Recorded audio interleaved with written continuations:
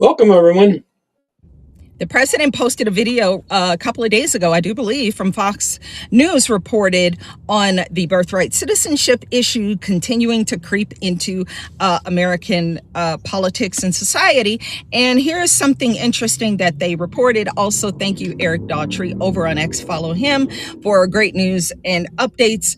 And it's not fake news or bullshit. But check this out. Over 300,000 babies were born to unauthorized or legal temporary immigrant mothers. Add that in total. It's 9% of the U.S. births in that given year. When we look at how that shakes out over time, a clear spike in the number of births to unauthorized immigrant mothers in the United States from 2019 to 2023. That's unprecedented. From 2019 to 2023, actually, the number 320,000 is referring to 2023 only. In just that year, 320,000 illegal aliens had children here. Now, what does that mean? Number one, it means that they have violated the 14th Amendment, which was made for only one group of people. And how many times do I have to keep repeating this? The 14th Amendment was for freed Black slaves, not for foreign illegal alien nationals who are subject to their jurisdiction in their country. They already have citizenship in the country from whence they came. They don't have citizenship here. That is why the Democrats have been trying to get this done for so long, because they're not citizens. They are illegal aliens. They're not, I don't say non-citizens, but they either come here pregnant or they get pregnant while they're here. In either case, they have hijacked the 14th Amendment that was meant for my ancestors, the one group only, not for 67 other groups, not for 190 other countries. One. That was because the end of the slavery and the Emancipation Proclamation that freed the slaves. Thank you, Abraham Lincoln, Mr. President.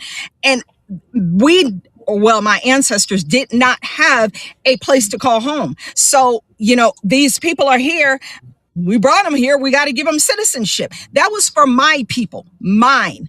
Not people from everywhere else, but y'all have abused the system so bad, and you screwed the brain thought of people so bad that now people think that this is what's supposed to happen. Immigration attorneys, immigration judges have gotten filthy, stinking rich. Oh, you're early.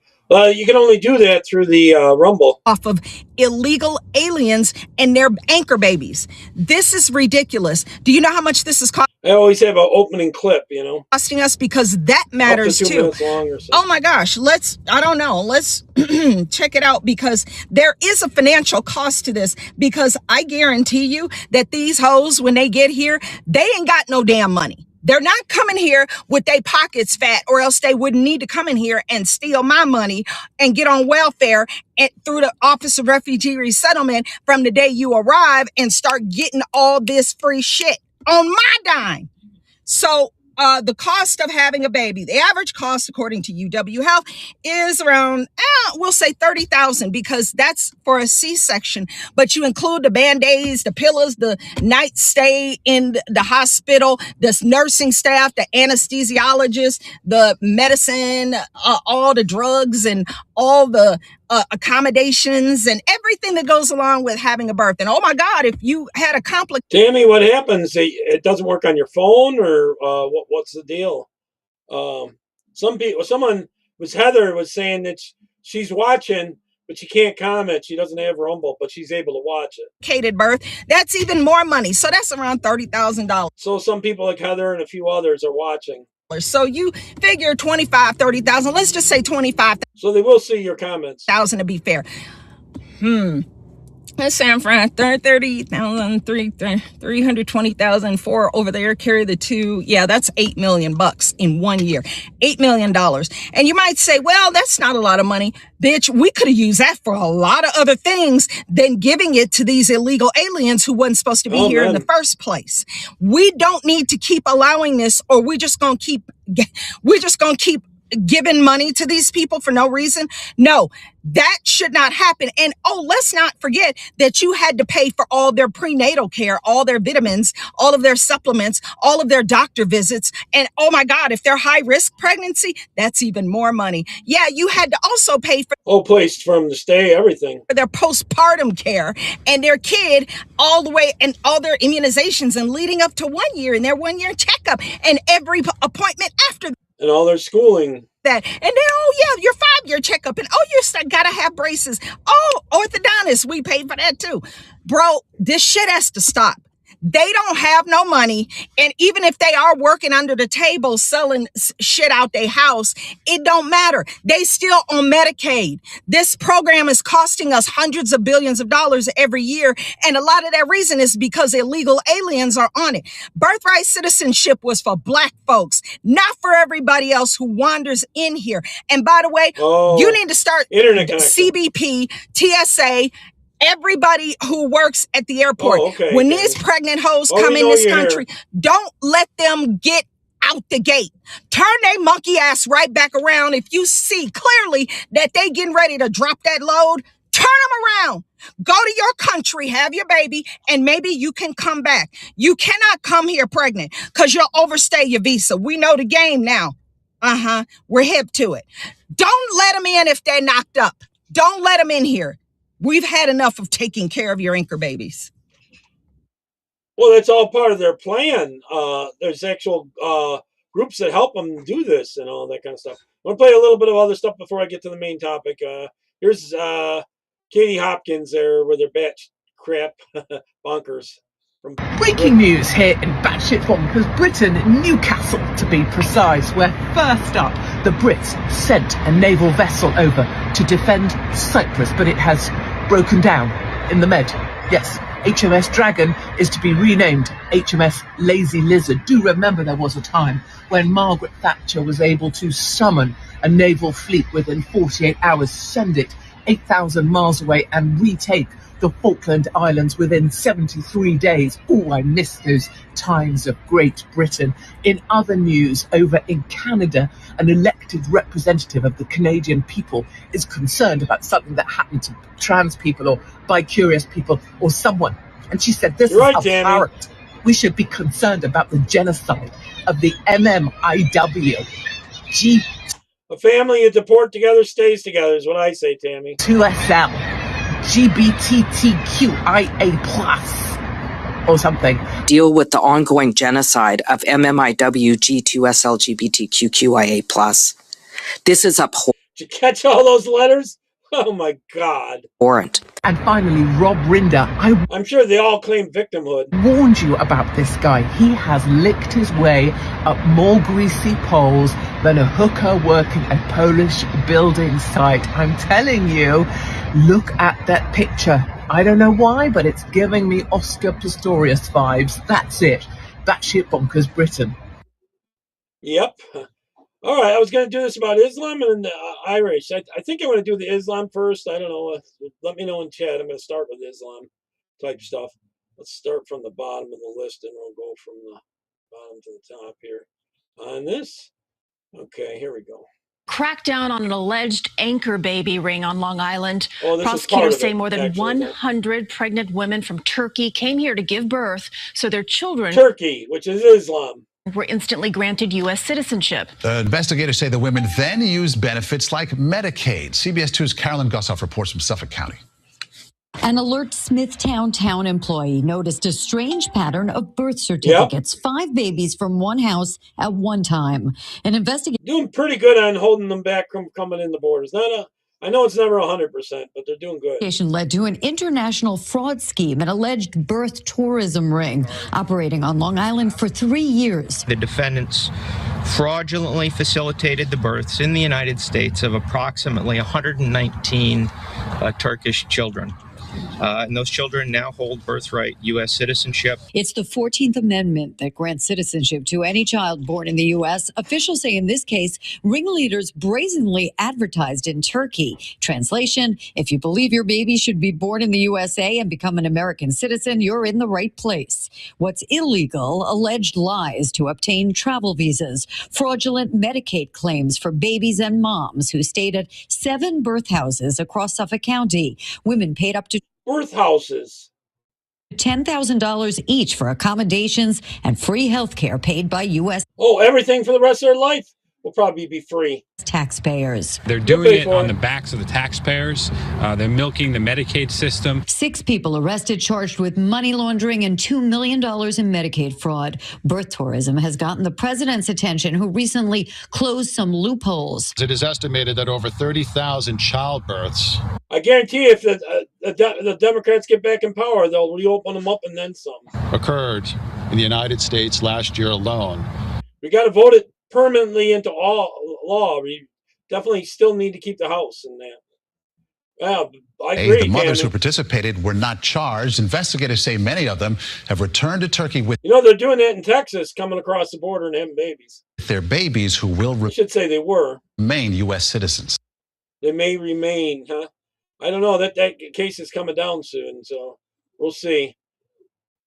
Islam is taking over Europe faster than you think. France is already nearly 10% Muslim, Sweden over 8%, Germany and UK around 7%, and open borders integration is going absolutely fantastic. In the UK, only 51% of working-age Muslims have a job. Across France, Germany, and Sweden, unemployment and welfare rates are triple the native average. Over 50% of young Muslims in Europe say they want Sharia over local law. Crime's a real treat, too. Sexual assaults in Sweden up over 1,000% since the 1970s. In Germany, just 7% of the population accounts for nearly 40% of sexual assaults. Now add the birth gap. Native European women average 1.6 kids, Muslim immigrants 2.6. By 2050, Sweden could hit 30% Muslim, France and the UK mere 18%. And those numbers explode by 2100. They start getting up to 3 to 5%, they start trying to take over. If the wars in the Middle East stop, I'm looking at you, US and Israel, and AI kills the demand for immigrant labor, this might slow down. Or is it already too late for Europe? It's all part of the plan, the globalist plan, I think, if you ask me. Another thing. Yeah, she had a good speech about this. It's pretty good, laying out the facts. Factor in understanding this administration's policy of appeasement is its relationship with an organization you may not have heard of before. One of the largest, most powerful organizations in the world, and you should know its name. It's called the Organization for Islamic Cooperation, Organization for Islamic Cooperation, OIC, and so far it's gone virtually unnoticed. Who are they? The OIC is the second largest intergovernmental organization in the world after the United Nations. The OIC claims they have authority to represent all Muslims, even those who live in non-Muslim countries like the United States. In 2005, this very influential Islamic organization published a 10-year plan of action in 2005 to implement its Sharia-based speech code requirements worldwide. Listen very carefully to what I'm telling you right now. It explains this week. They had a 10-year plan of action to implement their Sharia-based, Islamist-based speech code requirements worldwide. But don't take my word for it. They published this plan on their website in English so no one would miss their intent. They intend to internationally criminalize all communication or any communication or speech that's deemed by them to be insulting to Islam, even in countries like the United States. That, my friends, explains the story of this week. Islamic enforced speech codes. No one, not Muslims, not non-Muslims, not Americans, are allowed to say anything Islamists see as insulting to their religion.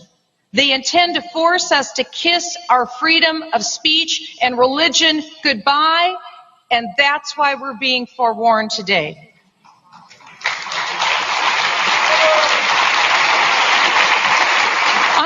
Unbelievably, last December, they succeeded with both President Obama and Secretary of State Hillary Clinton's help because they pushed through the United Nations the passage of UN Resolution 1618, which called upon all countries to enact laws preventing derogatory references to Islam, a clear violation of our First Amendment freedom of speech. And even before that, in October, last October, many prominent Islamic organizations wrote a letter to the White House where they urged our White House to do a complete purge of any federal training materials from references to the ideology of Islam, to ensure that all trainers in our U.S. military, our FBI, and other U.S. security agencies be retrained so they would be brainwashed in political correctness toward Islam. That's enforced Islamic speech codes here in the United States, and all done with the help of our President and Secretary of State. It took only days for the Obama administration to reply to this demand letter from the Islamists, promising to set up a task force with these same organizations to immediately begin. Wonder how much the task force will cost us, and it'll never go away. This unprecedented purge of our counterterrorism training in every federal agency across the board. It's breathtaking, never been done before. But when members of Congress, myself included, started to ask questions about the identities of who these people were who were leading this purge in our government and what it was they were purging from our training materials, the Obama administration told us the information was closed. It was classified. We couldn't know who was behind this. Closed? Classified? Why would that be classified? I'm here to say, my friends, that we're now today very late in the game. We're quickly losing our sense of who we are as a nation, and we're losing our ability to identify our radical Islamist enemy. The time has come to stand unashamedly this week for our freedom and our values and draw an unmistakable red line for our enemies across the world. Unbelievable. Yesterday's demonstration was the nearest thing to an anti-Khomeini rally yet.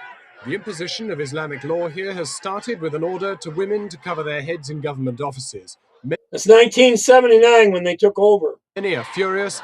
Only a minority in Tehran already follow the instruction. But the issue has provided an escape valve for many of the men here who for days have been spoiling for trouble. Led by a few Islamic zealots, several hundred men eventually attacked the protesters. Several of the women who stood their ground with considerable courage were stabbed as they chanted slogans for equal rights. Most of these men can be relied upon to have a gun at home, and if they can't persuade the women and other sectors who oppose extremist Islamic beliefs, then the danger is that they will bring their weapons out onto the street and that there will be bloodshed again. Moments later, guns actually did appear. The order was eventually restored by a mullah who expressed no sympathy for the women's position. Ayatollah Khomeini is determined to see an Islamic State at all cost. Resistance to it is already growing. With no impartial policing, the split in the revolution is already open and threatens to become wider and more dangerous. Jon Snow, ITN, Tehran. Those are the ones you never want to have control of the guns, that's for sure. Here's some more information on what's going on in the war there. The niece of Qasem Soleimani, the IRGC general the United States killed in 2020, was just arrested in Los Angeles. She and her daughter had their green cards revoked by Secretary of State Rubio for actively promoting Iranian regime propaganda while living a lavish lifestyle in the United States. John. And if your first reaction is just, well, that's ironic, you're missing the bigger story. There's actually three stories here. The first is what an intelligence professional would call a lifestyle indicator. When the family members of senior regime figures are living in the country that the regime calls the Great Satan, enjoying the freedoms, the economy, the legal protections, while simultaneously promoting that regime's propaganda online. I'm also going to be showing what's happening in Israel, too. They're standing up against the government. It tells you something about the sincerity of the ideology. This is not unique to Iran. This is a pattern that you see with authoritarian regimes worldwide. The leadership class sends their families, their money, and their real estate portfolios to the West, while telling their own population that the West is the enemy. The ideology is for domestic consumption. The lifestyle is for export. In Iran, their words and deeds are for the glory of Allah, but for the family members, their bikinis are for Instagram. The second story is operational. The State Department didn't just revoke one family's green cards. Earlier this month, they also terminated the legal status of the daughter of Ali Larijani, the former secretary of Iran's Supreme National Security Council. That's 2 senior regime families stripped of their American foothold within weeks. What you're seeing is the United States systematically dismantling the Western infrastructure of the Iranian regime's elite class. These are the escape hatches, the places where regime insiders park their families and their assets in case things go bad at home. And right now, things are going very bad at home. Think about what this does to the calculus inside whatever's left of Iran's power structure. Yeah, I might talk about that more tomorrow. There's a lot of going on in the Iranian mullah types. The 3-5 factions are really fighting each other. If you're a senior IRGC commander, you had 2 plans. Plan A was the regime survives and you keep your position. Plan B was the regime falls and your family is already safe in Los Angeles or London or Vancouver. The United States just closed Plan B. That's not immigration enforcement. That's a strategic pressure operation. But the third story might be the most powerful, and it's not aimed at Washington or Los Angeles. It's aimed at Tehran. If this story is broadcast inside Tehran, and you can bet it will be, it shows the average Iranian citizen something devastating about their own regime. The family of Qasem Soleimani, the man they were told was a holy warrior and a martyr for the Islamic Republic, his own relatives were living it up in Los Angeles and Las Vegas in ways that can scarcely be called conservative or religious. While ordinary Iranians suffer under sanctions and repression in the name of the revolution, the regime's own family members were enjoying everything the great Satan had to offer. That's not just hypocrisy. That's proof of fraud, top to bottom. And remember what we talked about in the last video. Only 57% of Iran's I suppose they're likely getting our tax dollars too. Population is ethnically Persian. So you've got Kurds, Azeris, Baloch, Arabs. Nearly half of the country held under a Persian theocracy that demanded sacrifice for an ideology its own ruling families didn't even believe in. When that story reaches those populations, it doesn't just embarrass the regime. It demolishes the moral authority that was the last thing holding that structure together. Keep thinking. All right, here's a guy that got caught. He's in jail. He's admitting that he killed 900 people, raped over 50 young girls and 200 women. So kids, he raped 50, then another 200 women. And he's kind of proud of it. This is an Islamist. He thinks his religion tells him he should be able to do it. You got to read this. 900. المهم من صار الاقتحام على سنجار كنت انت مشارك بالاقتحام بس مو بدايتين الشطرات وهميه حجتنا شنو الشطر؟ الشطرات وهميه نشيل 30-40 نفر بالسياره نخليهم بصفحه نخلي السجون نروح نخليهم بصفحه نكتب هسه طبعا انا من اقاربي اختفوا ما عاد لهم وجود يعني لحظات حط نفسك بمكان هذا الشخص اللي ذبحته شنو كان شعوره؟ شعوره كان يقول لا تقتلني ليش تقتلني يا ذم تقتلني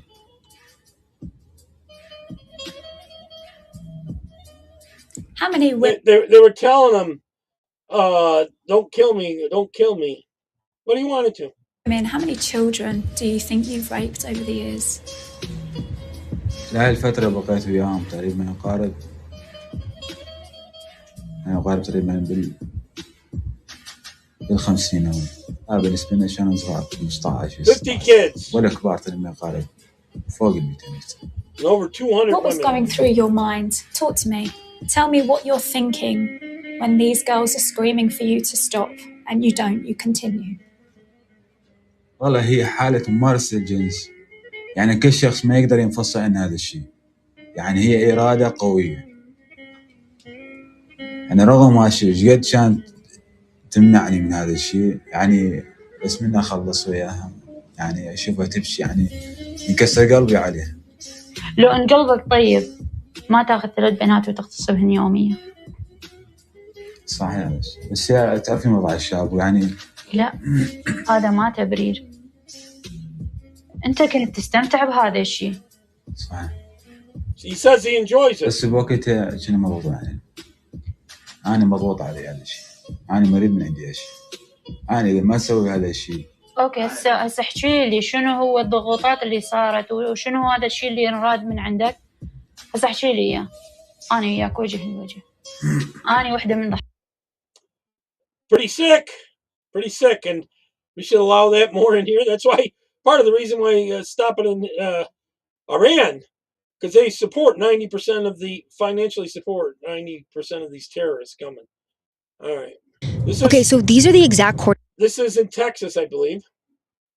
coordinates to where the proposed Epic City is supposed to be, and I just want to like pan the camera back this way because look at this farmland. This is where a proposed 400-acre Muslim-centric city with over 1,000 homes, a mosque, K through 12 schools is supposed to. That's just a start. That will grow. To be set up. So there are a couple of homes out here, but imagine living out here in rural Texas, having no neighbors, it's super quiet, and then all of a sudden you're hearing about this 400-acre city that's coming in, and I know a lot of people have concerns about whether or not they have the infrastructure out here for it. So this is the location of where Epic City might potentially be built. Also, let's not forget, as of March 2026, no construction permits have been issued, no ground has been broken, nothing has officially been built. The state is still actively fighting the creation of this city. However, this is the land that was purchased, and this is where it is potentially going to be. So craziest thing about what's happening here in Josephine is this isn't the only location where this is going on, and apparently another city similar to this is being proposed in Kaufman, Texas. We found out that there was going to be a proposed Muslim development in Kaufman County. The residents were obviously very fearful of that. We've seen Epic City all over the news for months and months and months now. And walk us back to the beginning of all of this. Who first got wind? How did all of this start? So I have a source within Kaufman County, and they were saying, hey, listen, you should take a look at some of these county meetings from back in November and October of last year, and tell me if you see anything odd about this. And at first I'm watching this, and you know how county meetings can kind of be, they're a bit dry. And then all of a sudden I get to this one spot where there's this Dallas law firm that's representing a foreign company coming over trying to buy land in Kaufman County, but they're being really cagey about who is actually owning the land. And thankfully, a concerned resident stands up at the end and says, I know that this isn't, technically part of the procedure, but y'all never explained to us who is the actual holding company or the developer coming in to try and buy this land. And then the lawyer had to get up and explain that it was SE Holdings. And so then I go and I start looking into who is SE Holdings. That's a Muslim group, I believe, buying up all these lands. Holdings, and I find out that it's a Dubai-based company who builds Muslim cities over in the UAE, and they're Muslim only. And on the face of it, it looks a bit innocuous. Okay, they're trying to develop out. That means you won't even be able to get a house in there. Only Muslim people will be able to get a house in there. Kaufman County, and it's one of the largest counties in Texas. There's a lot of land out there. However, whenever you take the connection of like what's happening in Epic City, what's happening in other parts of the United States, I mean, we've had 52 mosques built in the DFW area over the last several years. I think the residents started worrying, okay, well, if we have a Muslim-only developer coming in from UAE, what does that mean for Kaufman County? Surely it's going to be a Muslim-only development. And the crazy thing about this is that they were supposed to have a closed-door meeting on March the 6th about this. Well, the residents found out about this closed-door meeting, and they were all planning on showing up unannounced, uninvited, all of the things, and they cancel it last minute because they don't want the pushback, and the company just doesn't want to have to deal with the residents actually speaking to them and being upset about it. All of this to say, I talked to Representative Lance Gooden today, and he said that there's no more cause for concern, that he talked to the developers. The developers are going to move on for Kaufman County. However, I will say that there is cause for concern. But they're going to move somewhere else and build it there in Texas. Because from my sources within the county, this is not the first place that SCE Holdings and the developing companies have tried to go into for this particular development. Don't be surprised if they come back. Sources are saying that they started in McKinney. Residents declined their offer there. Then they went to Rockwall County. Same thing. Residents rose up and said, we don't want this here. Then they went to Hunt County, same exact situation. Hunt County said no. Then they moved on to Kaufman. And really quickly, too, for viewers who don't know the geography of Texas. Tammy and John, do you know those areas? You know these areas they're talking about? Are they anywheres within a 2-hour drive of you? Are these people working like north to south? Yes, north to south. So imagine, you're kind of like moving like this, as like a whole movement down the south, just trying to find a county that'll accept them. I think more than likely where you'll see them next is popping up in Anderson County or Henderson County. They both have massive aqueducts. Several very liberal areas that they want to get, and they want to get good land so they can survive better. They get the better land that are going underneath it. And when I was talking to residents in Kaufman County, especially someone that deals with septic a lot, they were saying the biggest problem with this, not even on the social cohesion side, but just on the infrastructure side, they would need 3 different water districts to house this many people and to be able to put this development in there. Yeah. To be continued, I would say. All right, here we go. We got beautiful things. This is Japan. They're making a stand against Islam invasion. We got beautiful things happening over in Japan. This is Sanae Takaichi, their prime minister. She's been in power for a handful of months. And I shared a video yesterday on some of the changes that we're seeing in Japan. If I could sum it up for you guys, this is what I would say. We have so many countries in the world that are having real big problems with their Muslim immigrants because... So you do know where it is there, John, right? These immigrants come to countries and they're not... They keep winning elections there, they'll definitely move in. Here to assimilate and enjoy Japanese life or enjoy American life. No, they're here to change it. They're here to make it theirs. You can buy a Democrat any day. And Japan right now is kind of leading a new movement. And the new movement that Japan is leading is they're saying no. They want to keep Japan. They want to keep their culture. They want to keep their traditions. They're looking at the Muslim immigrants and saying, thanks, but no thanks. We're not interested. Now, you can look up all the different pieces and parts. As an example, in Japan, their culture is when a person passes away to cremate you. That is their culture. And Muslims, they want to build cemeteries because they don't do that. They bury their lost ones. So they want to build a bunch of Muslim cemeteries in Japan. And Japan said no. No. If you're here, you're living by our traditions and our culture. And if you have a loved one that passes away, send them back to your country. I love everything I'm seeing in Japan. Now, on the video I shared... Well, eventually they'll run your state if they overrun you. I had a ding-dong get on there and say, bigots? With a question mark. Let me give you an example, okay? I live right here. Let's say a Hispanic family lives next to me. They're my next door neighbors. I walk over one day, knock on the door. They didn't invite me. I just went and knocked on the door. And Jose answers, hola. And then I say, what's going on in there? I smell some good food. Can I come in and eat? And they kind of look at me like, well, I mean, we didn't invite you. I mean, I get, okay, yeah, I guess pick a chair, go ahead and sit with me. And I start eating their food. Then I look down and I say, no, wait, no. I don't like any of this. Can I have this? Hey, I wasn't even invited. I just walked to their house, invited myself, sat down. And then when they tried to serve me food, I said, I don't like this. I want this. Who's the bigot there? I mean, if would that Hispanic family be bigots for not letting me change their supper in their home? It's such bullshit. I get so tired of the ding-dongs on here yelling and screaming bigot and fascist and racist. Y'all are just ding-dongs. I love this new charge that Japan is doing, and I hope our government follows suit. I do. I hope so too, to be honest. All right, watch this. An illegal alien goes and kills this gas attendant, store manager person. It's kind of distant, so you can't really see it that well, but you can tell somewhat what happened. Watch this. Who you vote for matters. Turns out he was a Muslim illegal. See, they're covering it up. It's a hammer. So he just He was used a from hammer Africa. and killed that woman. Now, here's why I say who you vote for, or who we vote for, matters. That man entered the country illegally. He's from Haiti. So he entered the United States illegally in 2022. He was apprehended by Border Patrol, then released into the country under Biden administration policies, and later ordered deported by an immigration judge that same year.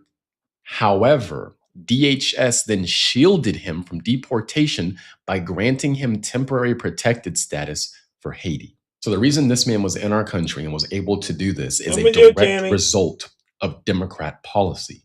This woman is dead as a direct result of, obviously, this man's instability. In addition to that, Democrat policy. Again, this is why I say who we vote for matters. That could have been you. That could have been someone you know. That could have been your mother. That likely is somebody's mother. This man beat her to death with a hammer in broad daylight.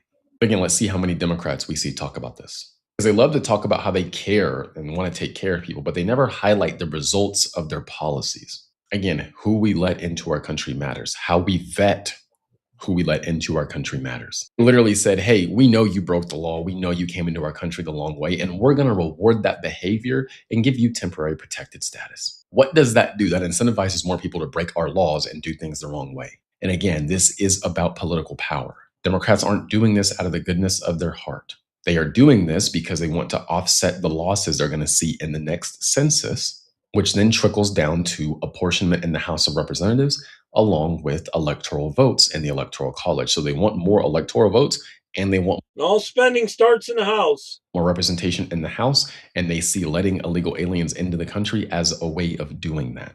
But as a result of that, this woman was literally murdered in broad daylight. Again, who we vote for matters, and we need to make sure we do not let these people run the country. Again, they're likely not going to show you this. So spread this message and get this out here, because this is a direct result of their policies. This was 100% avoidable. This could have been avoided. I have an email newsletter where I go into more detail on many topics like this. I send something out every morning just to keep you up to date with what's going on. I usually cover 3 to 5 different stories. So the link to that is in my profile. Click that. Yep. We move on. This is about a whole civilization will. Yeah, this is she's from Iran, so she has something to say about what they're saying. A whole civilization will die tonight. Bullcrap. They were going after the Durkas. Never to be brought back again. I don't want that to happen, but it probably will. You don't threaten to wipe out an entire civilization. We're talking about civilians. I don't care that it's his negotiation tactic. Commander Megyn Kelly, how you did not care about death to America. But when your president, who has Western values, who went to save the Iranians, and everyone knows that he doesn't really mean death to Iran, this is what makes you not sleep at night? It's amazing because Westerners are afraid to lose their Western values. They want to keep them so tight. By doing it, you're actually putting them at risk. You just showed what barbarians exploit. Trump said exactly the thing that he had to say when fighting barbarism. Those barbarians see you as predictable. They see you as restrained. But the minute they understand that you're local, that everything that they thought about you is wrong, that you have no limits, nothing is going to stop you, then they hesitate. Then you can really stop them. You can defeat them. And only then your Western values will be actually. They're commies. Exactly rhinos are commies like his threat that hurt your feelings. The Iranians signed a temporary ceasefire and opened the Straits of Hormuz and are now negotiating. Trump showed the Iranian regime that Western countries can fight their own enemies. If the good guys like you are not able to escalate more than the bad guys. Actually, if they sign anything, those ones they're sending, and they go back and they sign anything almost, they're going to be killed. Then the bad guys will win. They will defeat you. And what doesn't work with force will work with more force. And all of this hard language that I'm using right now is because I care about my Western values that they want to crush. So when you and the soldier in the army of terrorists, the president of the United States just said that a whole civilization will die tonight, never to be brought back again. When all of you start to go against Trump for what he said, I know the Iranian regime are afraid because this is the only language that they understand. By the way, this is something here in Israel we say all the time. As long as you in the West hate us, we know that we will survive. The minute that you like our actions, we're on the way down. Iranian woman there. All right. Chancellor Friedrich Merz is a liar. The German Chancellor Friedrich Merz claims to want to deport 80% of Syrians currently living in Germany within the next 3 years. Except that is bullshit. First of all, why only 80% within the next 3 years? Why not 100%? Just giving it some lip service to try to stay in power. Because Germany, all of them are starting to say, get the hell out of here. Remigration right now, which, by the way, remigration is a word that the Chancellor Friedrich Merz himself would never dare to use because supposedly it is too far right. And that tells you everything you need to know about his true stance on migration policies. Why are we putting a cap on deportations when supposedly the people who came in 2015 were fleeing from war, and now that the war has ended in Syria, these people can safely return to their home countries, and allegedly they want to go back home. Isn't that what they told us? So why are we not deporting all of them? Oh, that's right, because our government deliberately invited these people in order to replace the only truly hardworking taxpayers who still know how to think critically for themselves with low IQ, unproductive voters for social welfare. Thank you very much, Angela Merkel. To oppose the only right-wing opposition. That was the whole point in the first. She was part of the globalist Angela Merkel there, New World Order. Place, as Angela Merkel has just recently admitted on a major podcast interview. Ich würde mir wünschen, dass Menschen mit Migrationshintergrund, die vielleicht jetzt solche Gedanken haben oder mit Migrationsgeschichte, sagen wir mal lieber, dass sie doch auch so viel Bindung an Deutschland haben, dass sie sagen, wir tun uns mit denen zusammen, die eben nicht gemeinsame Sache mit der AfD machen. Yep, come to America if you let them. I actually studied Islam classes while I was at Columbia University, even though I'm a physician, because I wanted to know what it says in the Quran that made my family have to escape Iran under gunfire by border police. And at least this person is being honest. You know, it's kind of refreshing because if you want to be a Muslim that follows exactly what it says in the Quran, this is what you would say. It's very honest.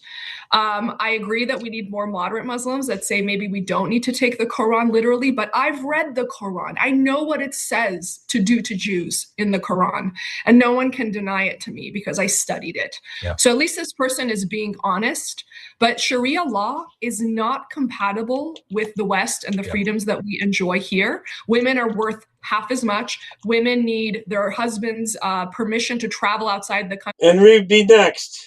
Country or They're go just anywhere. First on the list. Women can be stoned. This is why my family, thank God, got me out of Iran, because with my honesty and my mouth, I would not have done well under this regime over there. I agree with her. Mine too. I don't think I could take it. All right, here's a lady that grew up for 3 or 2 weeks. I guess they sent her family to come kill her for dishonoring the family. If I remember this video, that's what it is. For 3 or 2 weeks, I get information that my brother tried to find someone by darknet to kill me here in Germany. Kill you? Yeah. Your brother, your own brother would kill you? My own brother. It was like, I was completely sad. I was crying when I go to the police. I'm not surprised. Yeah, and I make like complaint, and I see his name in the beginning like really like a criminal, and this like so much. It was so feel for me. Did you love your brother when you were in Saudi Arabia? Before I become an atheist, and before everything in my mind changed, we was really close, sister and brother. We was talking, getting to restaurant, doing like something together. But after I move and after I start my life here, he not accept that. I break the shame for the family. That is incredibly sad. Yeah. And it's really troubling that a belief, a religious belief, can actually take over somebody's mind, can parasitize somebody's mind to the extent that he would want to kill his own beloved sister. Oh, they do it all the time. That is deeply disturbing, and it just shows the power, the evil power that religion can exert over a vulnerable human mind. I'm shocked by that. All right, here's over 1,200 women being raped and stuff in Germany. Place in front of the church, and there were so many men. We didn't even see so many men at one place in our lives, so we recognized that something was wrong. And then 20 or 30 men, foreign men, of course, surrounded us, and we couldn't even move anymore. Yeah. You say foreign men. Can you describe them? What sort of language were they speaking? How old were they? They were about 30, 40 years old. I couldn't really say. It was dark. You're exactly right, especially when it comes to women, Tammy, that they have no morals, especially toward women. Actually, a long time ago, I did a show on this guy had 4 wives, right? And it was real cold. So he brought the animals in the house and made the women sleep outside to save the animals, right? To keep the animals alive. And all 3 of them froze to death.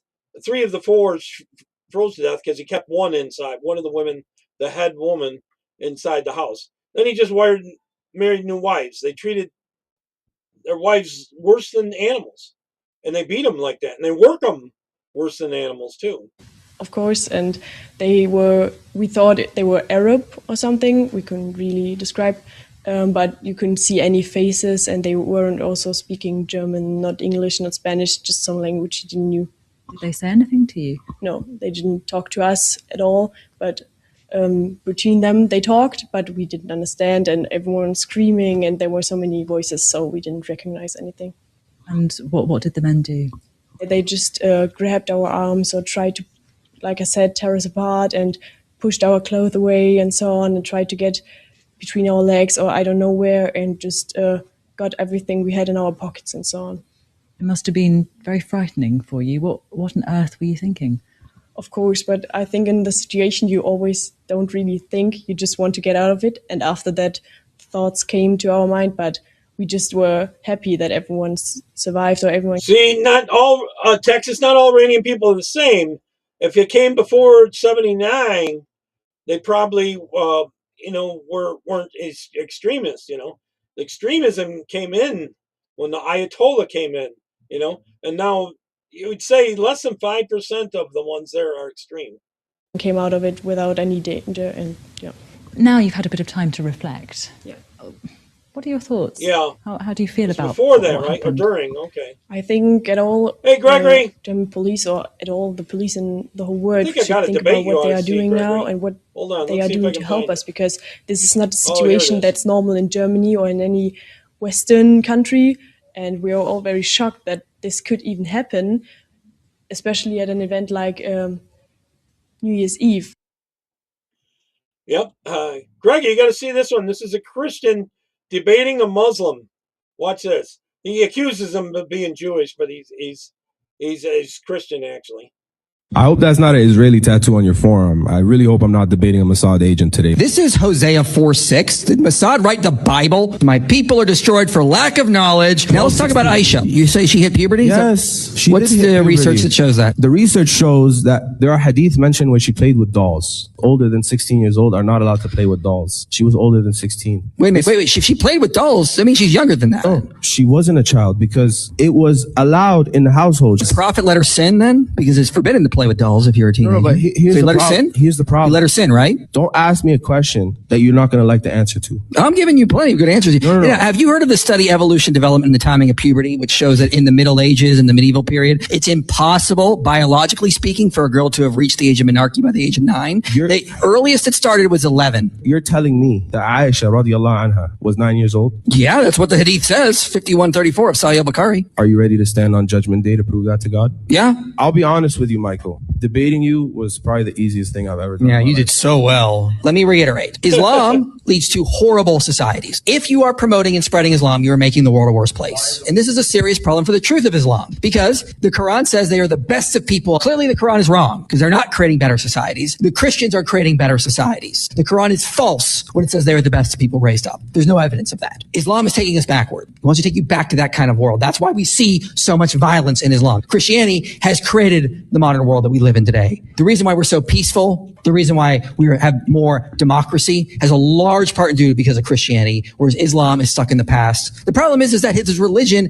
does foster more evil and harm ultimately. There are bad Christians, there are bad Muslims, but we can look at the data and see that when we have bad Christians, there's no evidence that comes from the teachings of Christianity. Whereas when we look at what Islam teaches and the effects of Islam, we can tie it to things like child marriage, like allowing wife beating, like polygamy, like commands to call for violence, like Surah 9:29 to 30. These are bad things that need to be called out. He said that sometimes violent is the answer. Yes, violent is the answer when an Arab conquest is launched out of Arabia to pillage, sack, murder, and enslave the Christians across the Roman world and the Zoroastrians in the Persian world. It was horrendous. Meanwhile, how did Christianity start? A man dying for his enemies on the cross, praying for them, saying, Father, forgive them, they don't know what they do. And an early persecuted church spread the word about the good news, and they were persecuted, martyred, and yet they thrived and they spread. The formation of these religions are vastly different. Christianity is really the religion that brought peace. We're still here because this is the religion that changes the world. The data shows it. Tom Holland talks about that in his book Dominion. When missionaries went to one of the islands off Morocco to try to end slavery, the Moroccan government says, we can't end slavery. That's against our religion. So Christianity was trying to fight to end slavery, and the Muslims were trying hard to keep it. That's why the Muslim nations were the last to end slavery, with pressure from the West. We will keep spreading the good news of the gospel because it will make the world a better place. Yep. What's your thoughts on that one, Gregory? Let me know what you think on that one. Let me see if I can find that other one. All right. This is a little short one. A little bit graphic. This is what they do to some Muslim women.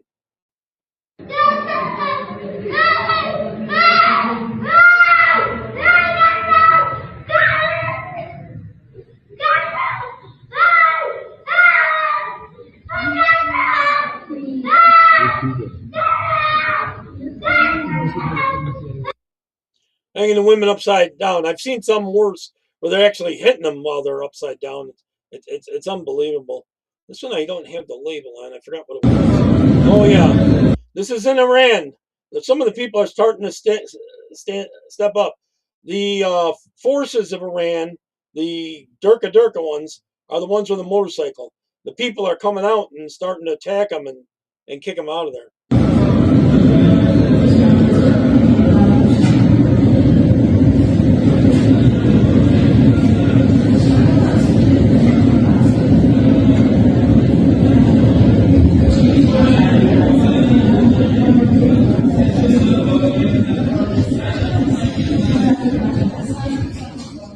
The regular people are starting to drive them out, which I think is a really good thing, if you ask me. I don't know your thoughts on that. Let's go to, I forgot what this one was from Katie Hopkins, about Easter, I think.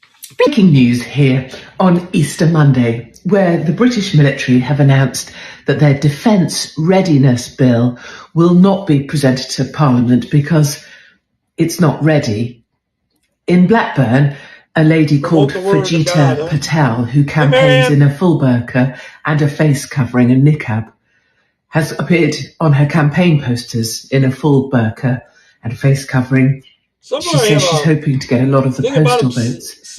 And finally, the Met Police security detail for the evil pygmy Sadiq Kant left their bag of weapons on the pavement, which included a submachine gun, a Glock, and a 50,000-volt taser. Asked for comment, the Met Police said, "It's easily done. We've all lost our glasses, haven't we?" That's it. Batshit bonkers Britain.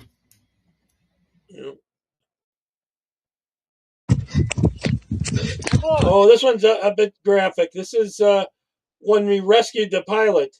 And these are the ones, it's a little bit graphic. It's very dark, so you can hardly see anything. But all the ones that died trying to come and get the pilot, the extremists. I'm trying to find that other one. I got so many here. It's a lot to go through.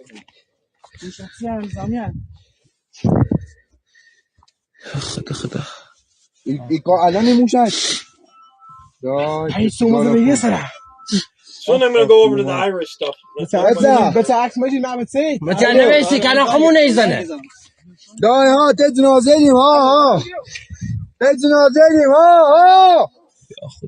ممنون زيد 6 تابوني شو بالا كبيت الدومان باي قرام السب تابوني شو بالا شايف تابوني شو بالا.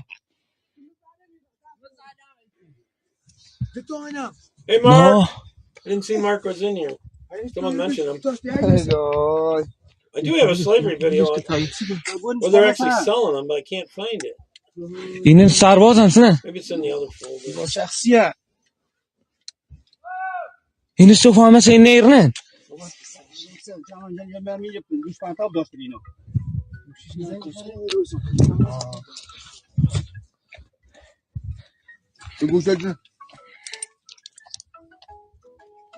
بگو شهید آبه گوشیشه الو جان الو رضا ویتا بیا صاحب گوشی شهید آبه متاسفانه سر هم دمش نیستی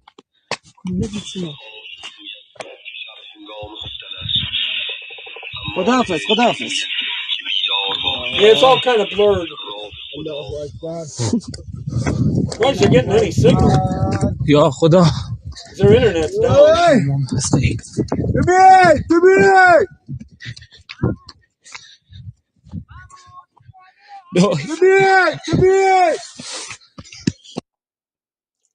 Okay, the next one I have is Yazidi girls. Yazidis are kind of like Christians before there was Christians, so that they're Kurdish, and sometimes they've been caught for sex slaves and this and that. And this is one that got away, or that the Kurdish were able to get released by attacking the Islamists. They got her back. That's in Syria.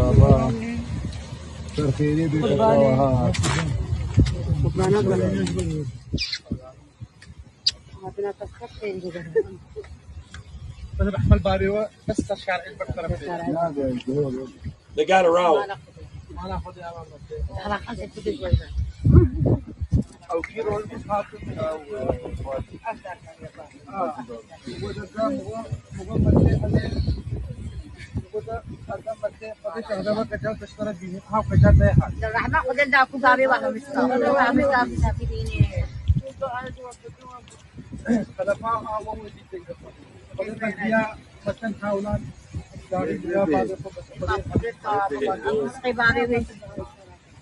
So to hit that.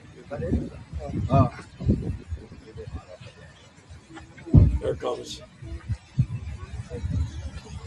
Who's user Lester? Is that Mark? Is that Mark? You gotta learn all the other names you have here. Someone knew it was Mark, I believe.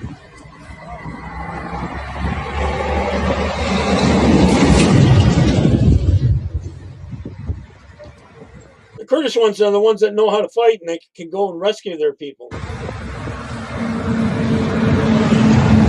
They're capable. Yeah. See, it's not quite 5 yet. I'm going to go a little past 5 and then I'll switch over to the other stuff. So, which one do I want to do? I'll do it.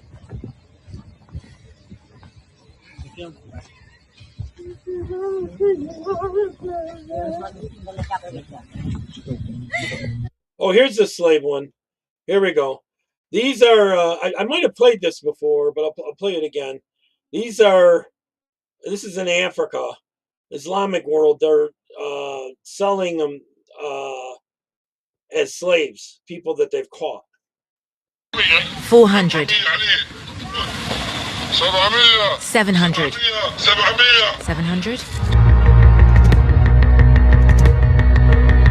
Iberia.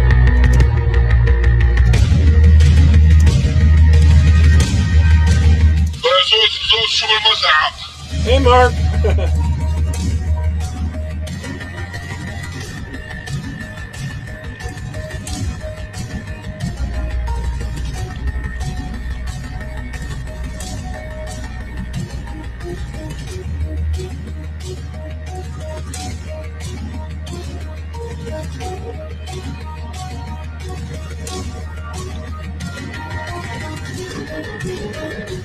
C'est la vérité.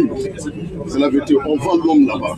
Même un enfant de 15 ans libyen, il est dans sa voiture, il a arme, il vient te kidnapper, ça va te vendre à 200 dinars, 100 dinars.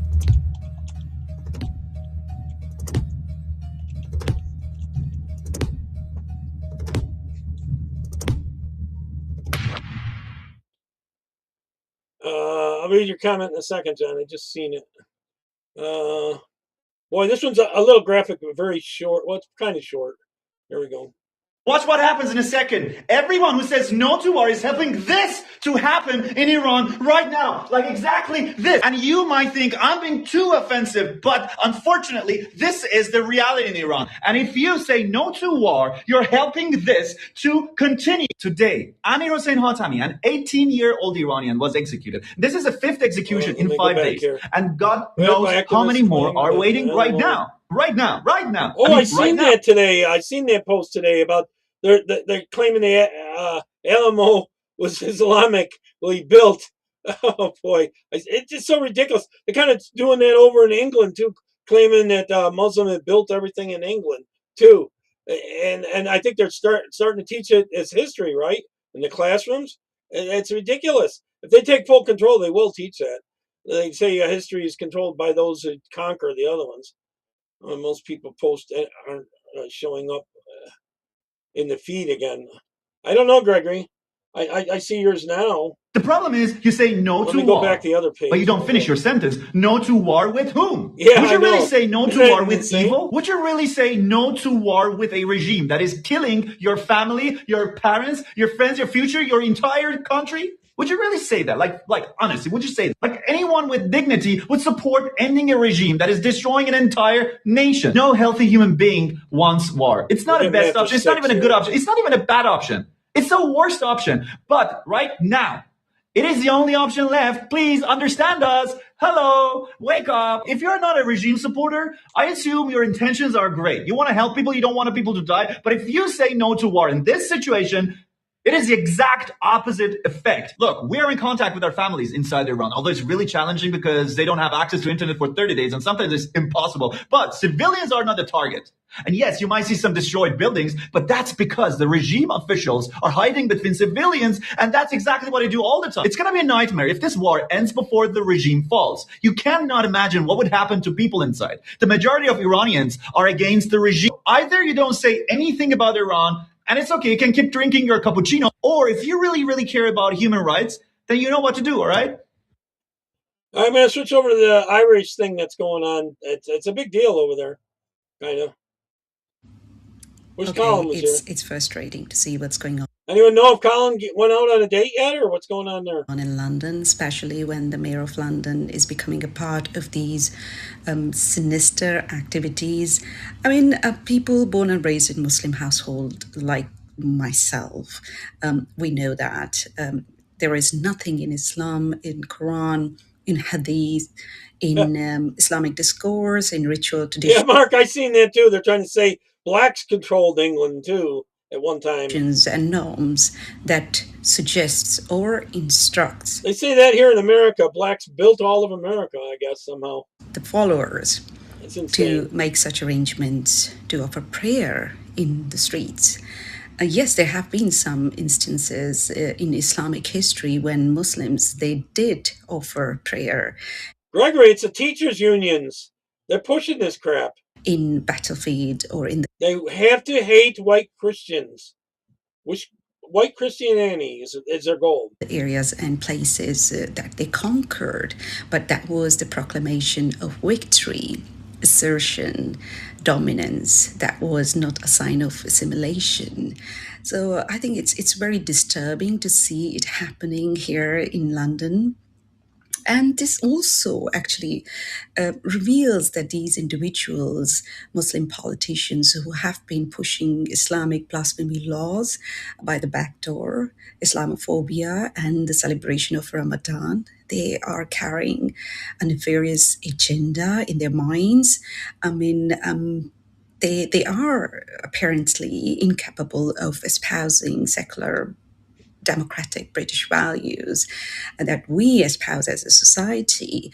And they are not here. I mean, it seems like that. They are not here to assimilate or integrate. It seems like they are here to dominate, assert, privileges and privileged position of Islam and the supremacist beliefs. Really? Islamic beliefs. I mean, apparently, it seems like that. They tend to try to work into any place where they get control of the minds of the kids first. So you're right about that. You can't just deny the reality. I mean, you can close your eyes, but you cannot make I agree, Gregory. danger It should be abolished. go away. I know that there are too many people who are too afraid of saying it because they are labeled as Islamophobe and bigot. That's exactly it. Racist, Islamophobe, all that kind of stuff. Islam is not a race. And definitely, most definitely, I am going to be accused of Islamophobia after making this video, but I think I don't want to be counted in silent spectators when I know what is at risk. It's my freedom. It's my freedom to express my thoughts without fear. And I cannot compromise my freedoms. I don't know what you all think about it. These Londoners, they largely believe in secular democratic values. And the Mayor of London has betrayed them. He is sadly turning this beautiful city into a modern day Mecca sort of stuff. And when this sinister transformation happens, then it becomes Iran, Afghanistan, Sudan, Pakistan, Bangladesh. Are you all ready to live in those kind of conditions? And to be very honest, at this moment, it's not a question. It's an ultimatum.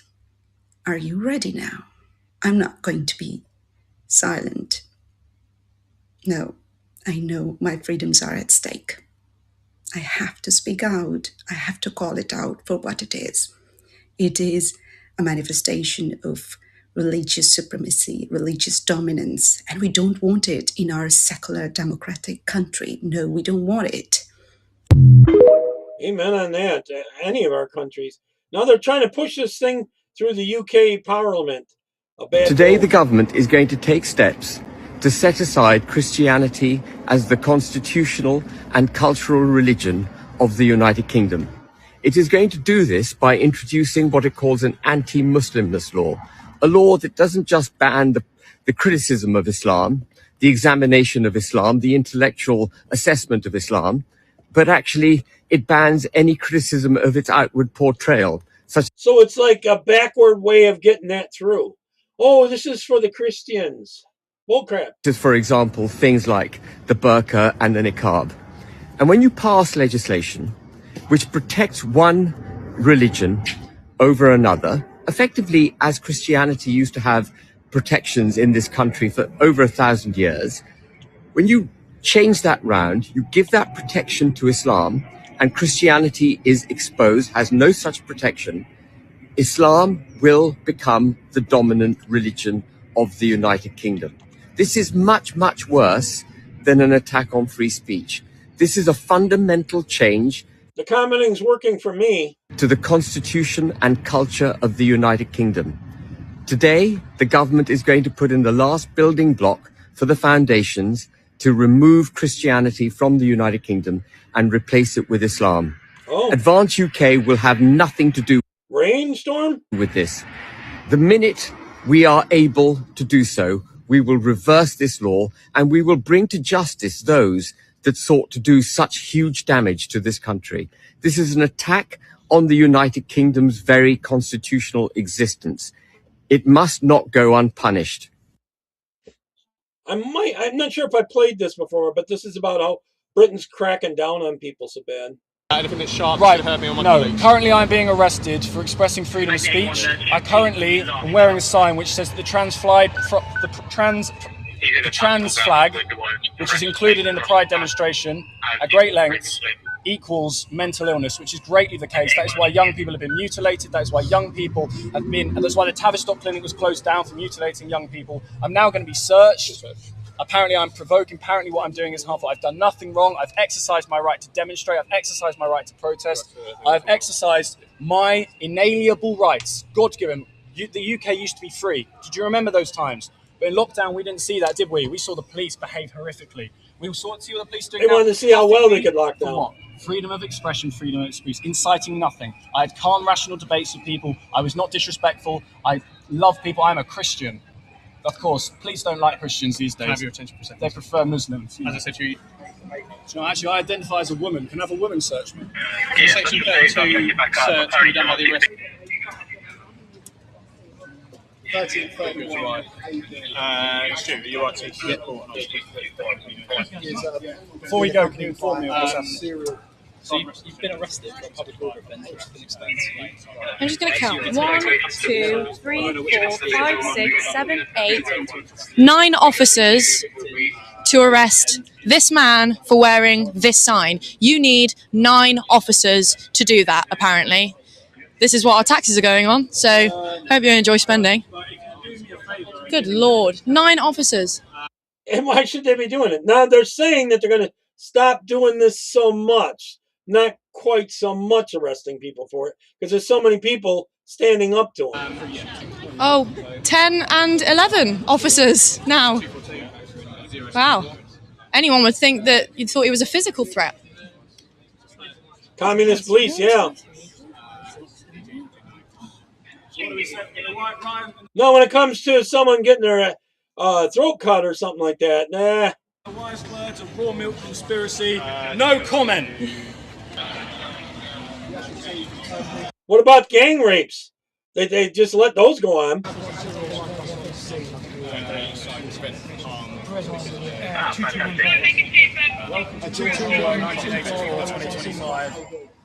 Soon I'll think things. Have any of you read Animal Farm by any chance? No? It's really backwards. This is all just very backwards. Do you not see the irony of it? I know you can't say, but all right, when you get home tonight, just think about the bloody irony of it. It's ridiculous. 11 officers. Is there not anything better that these men could be doing with their time right now? Stopping other I'm sure he's going to have a huge fine, too. Crimes, maybe. Or non-crime hate incidents, since, you know, everyone loves those now. Unbelievable. This is about England and the takeover. Which immigrants cost UK the All most? of Europe, really. These rankings come from estimated net fiscal contribution per person, taxes paid minus benefits received. For context, the average white British person sits at roughly plus £1,000 per year after taxes and services. Let's count down the nationalities That's how much they pay in versus what they get. with the largest negative fiscal impact. Coming in at number 5, Afghans at around minus £1,800 per person. Low employment rates and high housing support push their net figure down. Moving to number 4, Syrians at about minus £2,200 per person. Many are still early in integration with limited earnings. At number 3, Somalis at roughly negative £2,900 per person. That's right, Somalia is not even worse. Lower wages and higher benefit reliance drive the number further negative. Landing at number 2, Iraqis at around minus £3,400 per person. A mix of low reported income and high support needs shapes this figure. And taking the number 1 spot, Pakistanis at nearly minus £3,900 per person. And that's where all the H-1 visas are coming from. Unbelievable. All right, this is the Irish people standing up.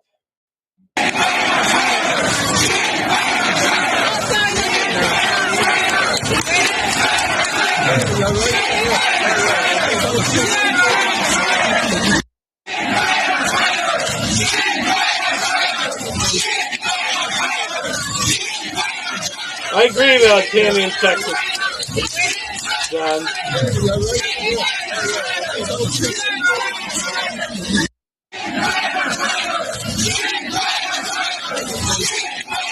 Yeah, they're surrendering. I agree.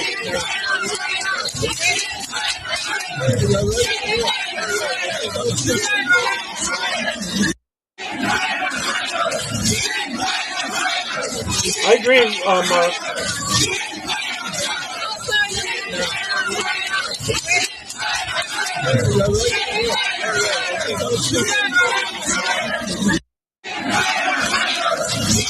That's what some talking. I forget.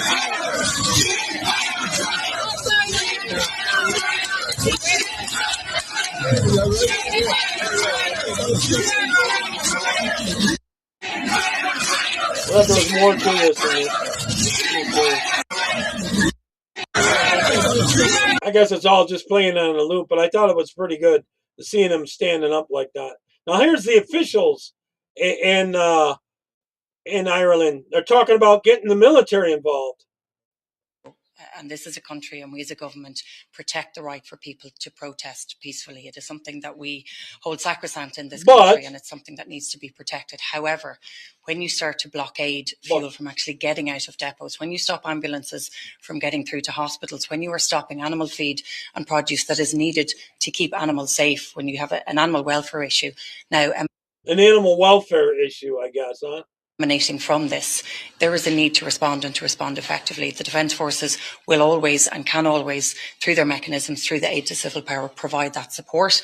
That request was asked this morning of the Defence Forces, and they have responded immediately, and they will, of course, through engagement with the Defence Forces, respond in the most appropriate way. But I would stress, and I think we all have to stress, there are genuine people there with genuine concerns, and we all understand that, and government is engaging with the representative associations to work with them and to make sure that people are supported and protected through a difficult time. But those involved in protests who are actively blocking and preventing people from accessing fuel, preventing animals from getting the support or the feed or the assistance that they need. Oh, they've turned off some of their fuel because of the shortage. The United States is getting plenty of fuel. The price has gone up. But they're actually having shortages there. Stopping milk from being taken from farms, they have to stop this behaviour because it is now But they won't try to open up that canal there. Crossing into criminal behaviour. So the operation is a Garda. It might offend some Muslims. Operation, and they've, as you said, asked for support under the normal protocol of aid to the civil power. So the responsibility for the development of the power that the state is through the An Garda Síochána. The Defence Forces are there to support them in that role. So where we have capabilities that An Garda Síochána may not have, and they've asked for certain capabilities for this particular operation, and we'll provide them. I can't go into any details of where those operations are ongoing, but we will be in support of An Garda Síochána from today. Minister, can I just ask here, as this runs on and into night time particularly, and stuff being spread on social media, that you could see violent exchanges on the streets because of all Look, this? we see this happen absolutely, and I think there is a concern that any type of large protest of this kind, that there would be those. How come they never stopped the Muslim protest? Involved in it that don't have genuine concerns, and I have to stress there are so many people here that have genuine concerns, that are really worried. They actually riot, not protest, about their businesses, their livelihoods, and we want to support them. But I would urge those who are involved in the protests, who are genuine, who are here because they want to engage with government, to please take care where there are those who are not included or involved for any other reason than to cause mischief and to cause trouble. Unbelievable. Two-sided, two-faced. Here's the military coming out. They're moving the military in. See?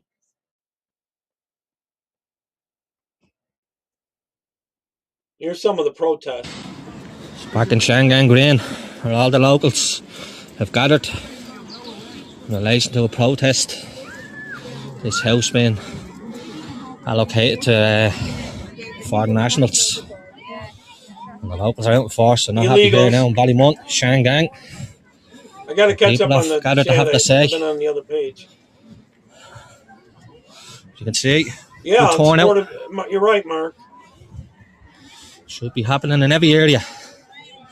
How's the Irish, not the rest of the world? Robot, yeah. All the flags and the signs in the windows. You don't want this happening in their area. So there's the Shangang Green. Yeah, they've had enough. And the thing is that they have a shortage and they're not trying to open up that strait, you know? Not trying to. It's unreal.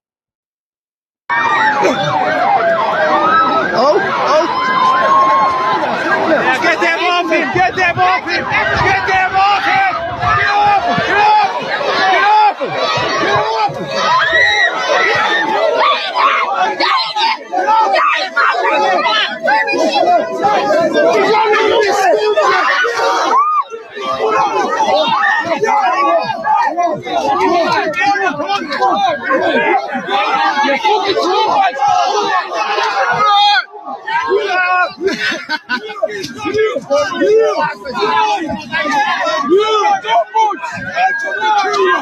You fucking scumbag bastard!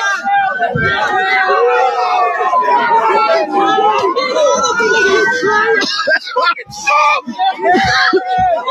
Fucking hell, that shit.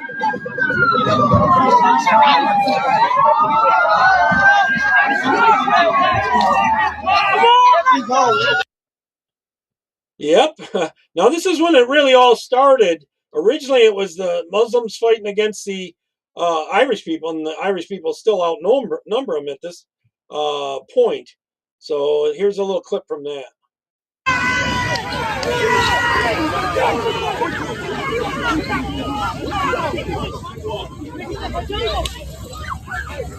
Get the fuck out of here!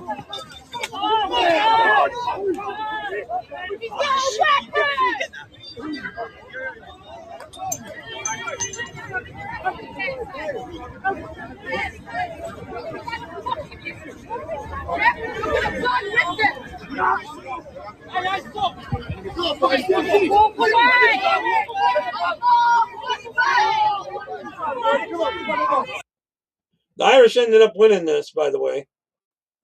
Just here now at the Tipperary roundabout, and the news is after coming out that our corrupt government are going to be sending the army out against the protesters. Are these guys mentally impaired or what? Every last move they make against the Irish people and the workers from now on is another nail in the stupid cunt's coffin, isn't it? Yeah, fuck that government, and big ups to the Irish people. I'm getting a right good buzz off seeing it today anyway. Fuck them. Promise they're getting older a little bit. That guy was funny, actually, though. Here we go. There's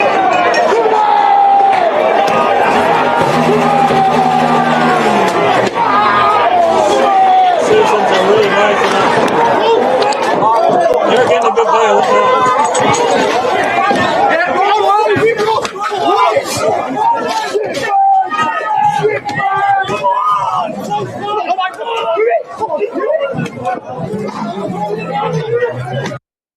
Yep. Dig away much for Hardy as much for 40 in the Herden of Viltugama. Well, guys, the Dublin city centre is on wheels, literally. The farmers are out, the people are out. But unfortunately, a little a little snake, decided to come out. Well, he had to, basically. And that is Taoiseach Gaverda, Micheál Martin. I agree, Gregory. And instead of coming up with some sort of resolution, instead of showing some sort of respect to the people that are the backbone of this country, the farmers who produce and make the foods and make sure that they get out to the, the supermarkets and so on, he's saying that they have O'Connell Street being turned into a car park. Now, since when do you 10 years, and the rest 20 years of your dirty little Naharniva ilk give a rat's arse about O'Connell Street or any other street that's in the Dublin city centre that yous have destroyed, allegedly? You're worried that it's turned into a car park? Well, why don't you and the rest of your posse, you can definitely tell she's British, that claim to be for the Irish people, have a walk around the Dublin city centre without the protection of the Gardaí, mind you, and take a trip down to the most historical street on the north side of town, and that's Moore Street. That's over 150 years old.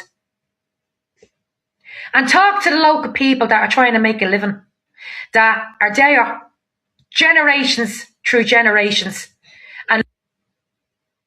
and see what those people have to put up with. The shit and the piss from the dregs getting out of their head. Yeah, they're making a hellhole of the whole place. And drunk off the backs of the Irish people. All thanks only to you 44,000 troops. in the name of diversity. Isn't that right? It's in there, bun rotting ahead. Irish people. A constitution for the island of Erda. That whoever is in. Mark, I got a video after this. They're talking, a lot of these people in enforcing the power are talking about not doing it.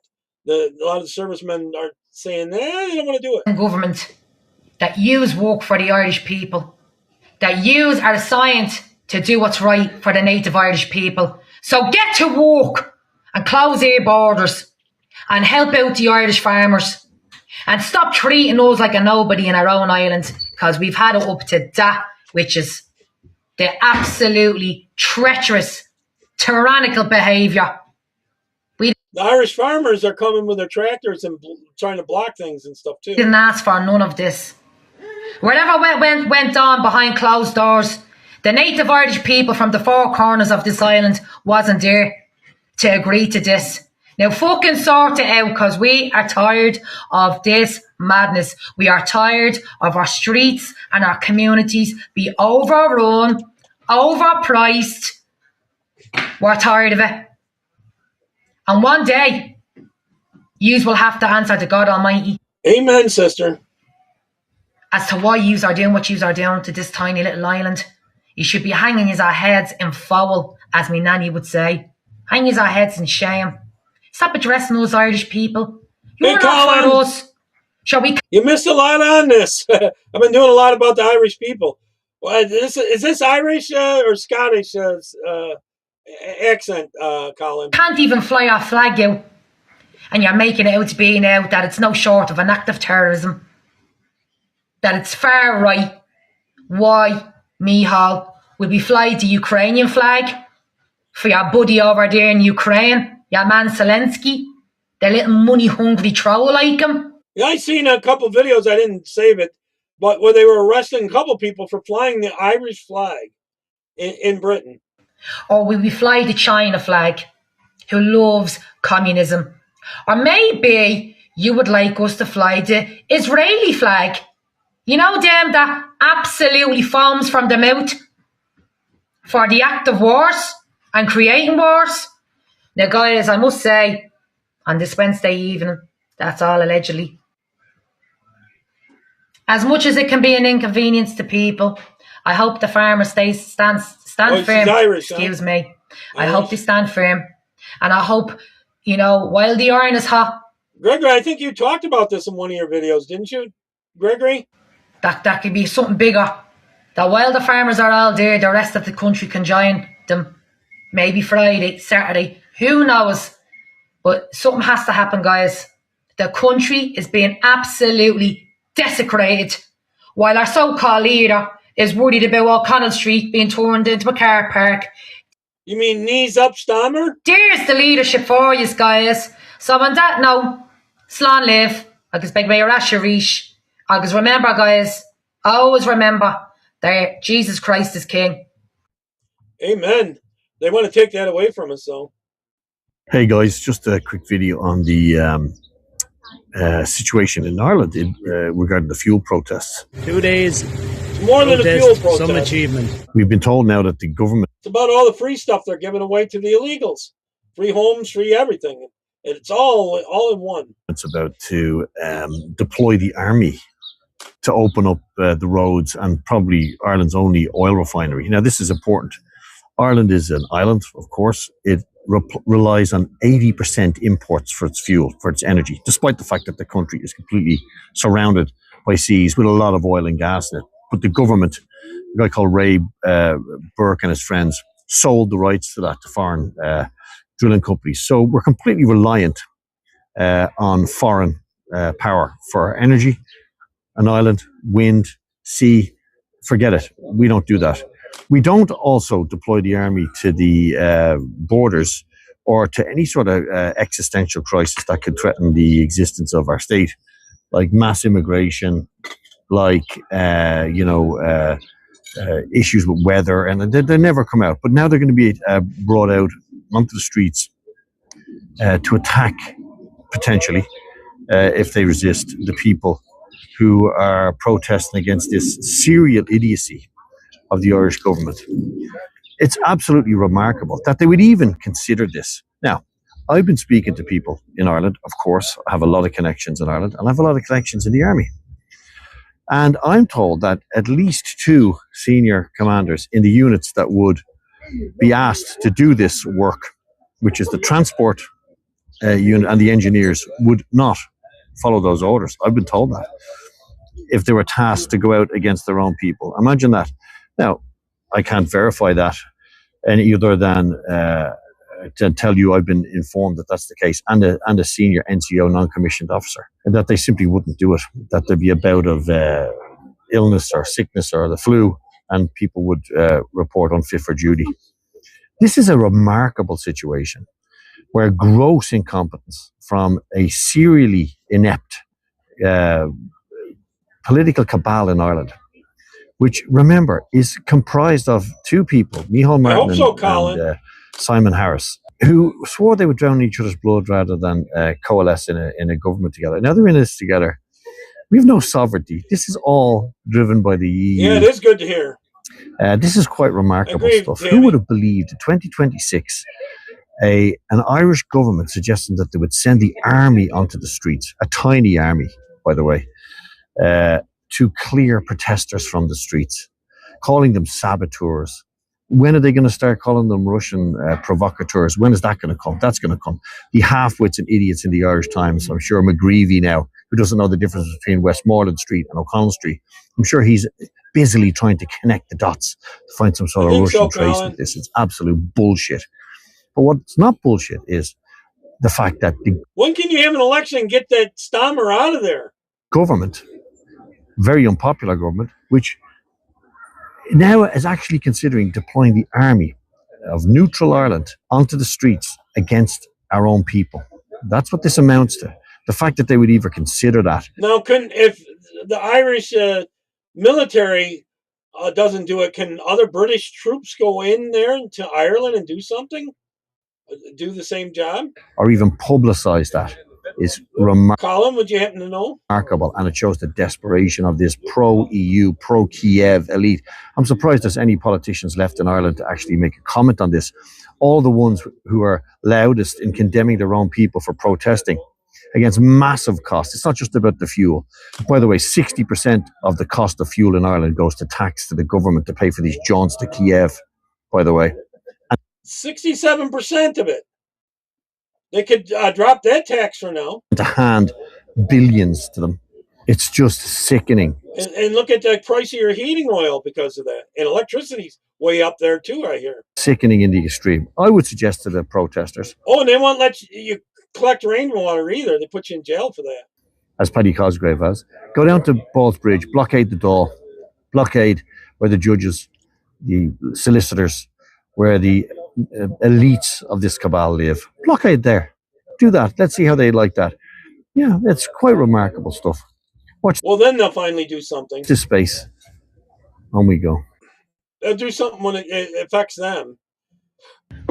Breaking news here in batshit bonkers Britain, where it's all kicking off over in Ireland.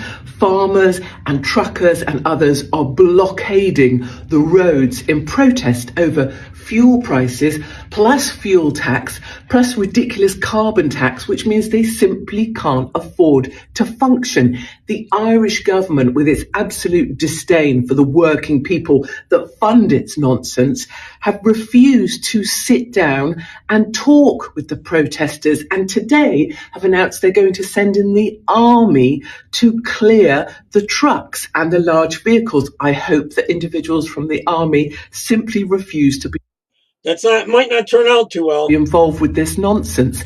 In other news, Melania Trump comes out of the White House with fantastic hair and a great jacket to say you should not believe images and stories that you see online. I empathize. Some of the shit that's written about me on Facebook, I have no idea about any of it. Oh, they and never people come and joined talk the to me about EU, it in the street as if it was me. I've no idea what's being said about me half of the time. And finally, Keir Starmer is around the Middle East trying to look like he might have some power or have some authority. He looks frankly ridiculous. Everyone knows that he's done absolutely nothing. And we see you, Keir Starmer, clasping at your sphincter, hoping that the Saudis won't realise that you've had more Ukrainian bum boys up there than Hugh Edwards in a secondary school. And lastly, my darlings, on my WhatsApp, I've got images of Zach Palensky, real name Dave Polden's mum. And I have to say, I may just be about to go and bleach my eyeballs. That's it. Batshit bonkers Britain.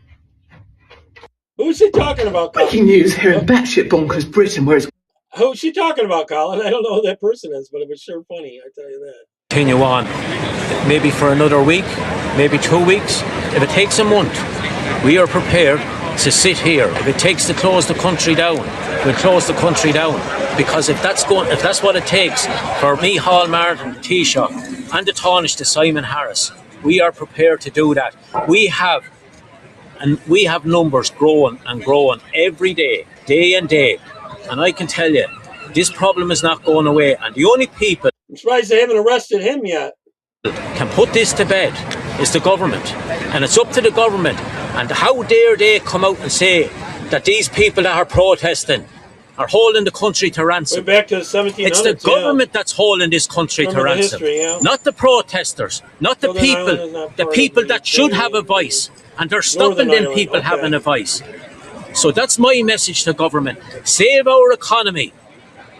Do the sensible thing, the proper thing. There, Ye are the men that are in power, and ye are the men that can come out here and sort out this problem. So come out here, be men and gentlemen, and sort this problem out. Don't be sitting back and stop frigging taxing the people to death.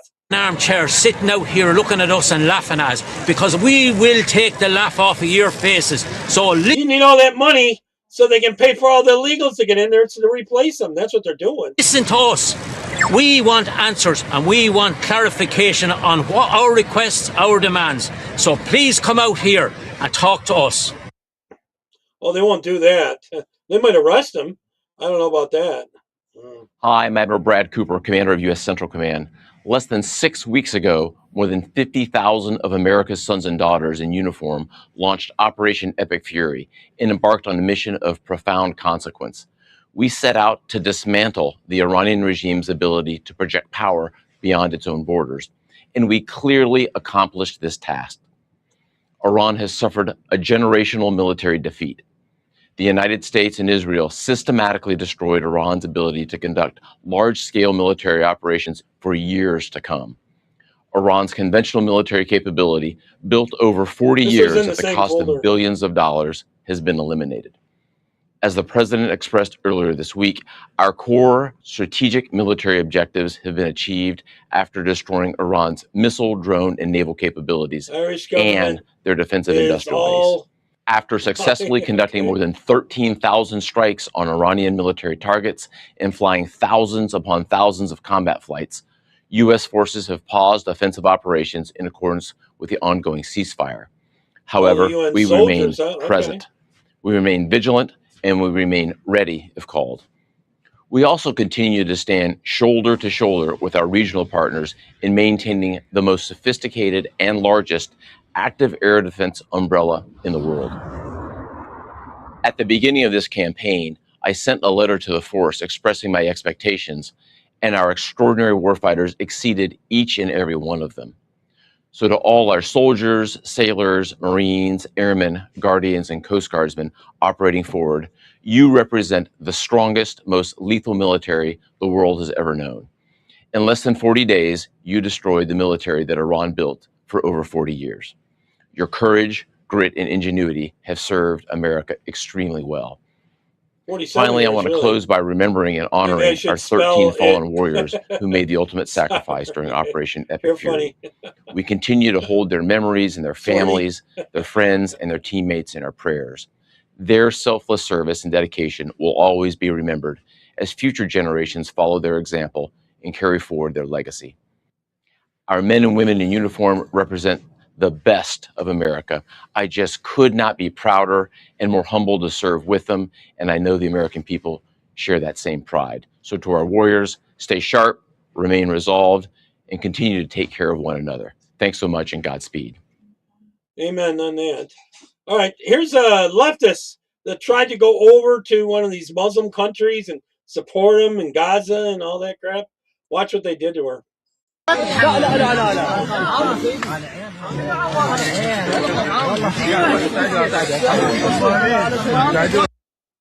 Yep, a slap in the face.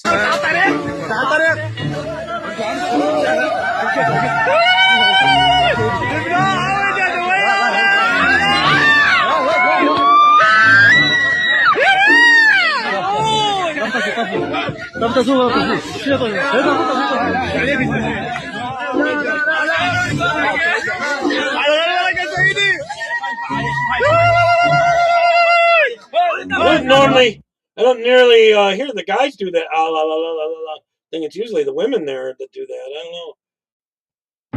So today I was on my way back from San Antonio, Texas. I hauled a load down there. I was on my way back and I stopped in Waco to get some diesel fuel. And I got to talking to a guy at a gas pump, talking about the high fuel prices and this and that. Well, come to find out, this guy was from Iran, and we had a long talk, and we actually did a video. I'm just going to let you guys see what he had to say about it.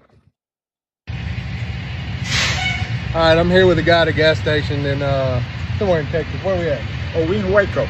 Waco, Texas. Yes. All right. And your name is Ron, right? Bahram. Bahram? Bahram Barujani. That's my name and my last name. Okay. And I'm you're from Iran. I've been here since September 16, 1979. Okay. I came here to go to a school, get my degree, and go back home to Iran. So I can be with my family and help my country and build my country. But at that point, Jimmy Carter, the peanut farmer, yeah. Margaret Thatcher of England, and say this Kurdistan of France got together in the five-star hotels, yeah. Treated like kings. That's why they don't want to go back. And they Plus put them they're in power getting in Iran and destroyed my country. I haven't been able to go home for the past 26 years to see my family. I lost my mom, my dad, one of my sisters, many of my friends and my cousins, which I did not see before they passed away. And it's all because we're living under a rule of a government that is ruling the country with Sharia law, Islamic rules, which we don't want to have anything to do with. But if you have that kind of government, you have no say-so. You either die. Amen on that. I strongly am against socialism and that. Those are the two biggest things I'm against. Or comply. That's right. And when that happens, that government and their elements, they make all the money, steal all the money, and everybody else is got to have to suffer and bow to them and eat all out of trash cans. Wow. And today, thankfully, this time, Donald Trump decided enough is enough and answered the people of Iran. They asked, they begged, they yelled, and they screamed, come and help us. We need to get up from under this brutal, blood-sucking government. So he went. So please, be patient, people. This thing is going to work out. That government is going to be toppled. People are going to take over their country. And when those people take over that country, they are smart, they are hospitable, they are kind, and we're going to have the relation we had 48 years ago before Jimmy Carter made up this mess. Oh, he did.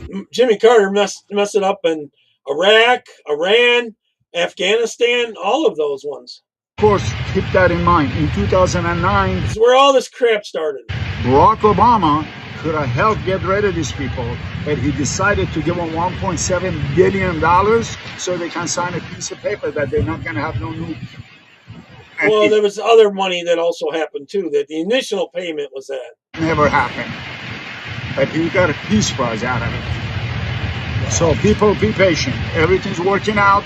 The prices are going to go down. We're going to get cheap fuel. And then we're going to have a better place to travel, to go to Iran and see that old ancient country. Beautiful people, beautiful country. Long live freedom, man. Thanks for talking with me, man. Anytime. Go Trump. Yeah, go Trump, and don't let nobody tell you Islam is a peaceful country. Bring them to me, I explain to them. They have some questions to answer if they say that. Very nice to meet you, man. Yes, sir. Amen on that. This is Baroness Go here. In 2014, she posted tweets supporting Hamas. She later claimed that discussion of the Muslim heritage of rape and grooming gang perpetrators was Islamophobic. But despite that, Labour decided to appoint her to help draft new guidance, which will make it a lot harder to tell the truth about Islamist extremism. If you weren't aware, the government recently published a new anti-Muslim hostility definition, which will make it far harder for people in institutions like the civil service to criticise Islam or Islamic practices. The idea that one set of beliefs should get protection is obviously insane, just sense. but that's exactly what the government Marianne, there's probably zero tax on it. That's why. has done. Only 1 in 5 members of the Let's public go to agrees his with head. this, but the group that the government appointed to come up with the Funny definition one, is got full that, of John. uncritical supporters. Of their 5 members, girl not a is single king. one has expressed any kind of reservation about the concept With an or egg, the scope of the definition. One member is a former candidate of the far-left Islamist sympathising Respect Party. Another had worked closely with the Muslim Council of Britain, a group boycotted by successive governments for its links to extremism. This government would rather restrict people's right to criticise than deal with Islamist extremism head on. It's putting us all in danger. Yeah, all those peanuts went to his head, and that he was a peanut farmer or whatever. Did I play this one? I don't think I did. You know the airman that went down in Iran? Well, they found him, but they found him using his heartbeat. I'm not even kidding. I go on X and I see a random post and I'm like, there's no way this is real. Then Have you ever heard this? I'm going to start it from the beginning again. John, have you ever heard anything like this? Supposedly they found him with his heartbeat. It's exact location. You know the airman that went down in Iran? Well, they found him, but they found him using his heartbeat. I'm not even kidding. I go on X and I see a random post and I'm like, there's no way this is real. Then I look into it and lo and behold, it actually is real. Let me just show you. So this guy goes, oh shit, the CIA just used a tool called Ghost Murmur to find an American pilot hiding in a mountain crevice in Iran by detecting his heartbeat. Not his phone, not a tracker, not a radio signal, his heartbeat. Lockheed Martin Skunk Works built it. The same classified division that built the SR-71 Blackbird, the stealth bomber, the U-2 spy plane, every secret aircraft America has ever denied existing until they didn't. It uses quantum magnetometry to pick up the electromagnetic pulse your heart makes every time it beats. So then it takes that sound, puts it into like an AI computer, then the AI filters out everything else. The pilot, call sign Dude 44 Bravo, dude, that's an epic name, was wounded alone for 2 days, hiding in a crack in a mountain while Iranian forces searched for him on foot. And America found him from the sky by listening to his chest. So at first I was like, there's no way this is real. There's no way they can actually find someone using their heartbeat, especially when they were hiding in a crevice in a mountain in Iran. But they did. So look at this article. The top secret CIA tool, Ghost Murmur, used to save U.S. airmen downed in Iran by detecting his heartbeat. Lo and behold, it says the equipment uses long-range quantum magnetometry technology that measures magnetic fields to trace the electromagnetic signals produced by a human heartbeat in a crevice, in a mountain, in Iran. Then even in here, it says, then it pairs the data with AI software in order to isolate it from distracting background noise and pinpoint its source. So I decided to look up what quantum magnetometry even is. And I'm about to read you something that I don't even understand what it is.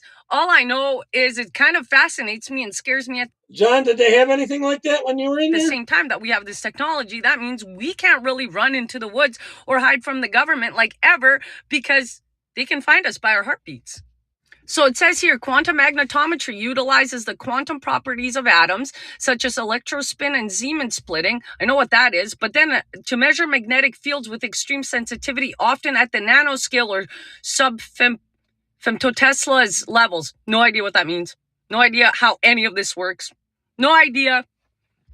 All I know, it's fascinating, but I want to know what you guys think, because on one hand, it absolutely fascinates me that we have this level of technology. On another hand, it kind of scares me that we have this level or this kind of technology. Yeah, me too. I wonder. It is cool. It's just, wow. What if how do you know which heartbeat's the right one? You know, if there's more than one person out there, might be well, probably the speed would tell you if it's a different animal or not. That kind of stuff. I know they can heat sensor and all that kind of stuff. All right, here's a black guy in New York City that wouldn't take. There was 3 Muslims bashing him in the head. Right, 3 Muslims bashing him in the head. Finally, he had enough. Watch this.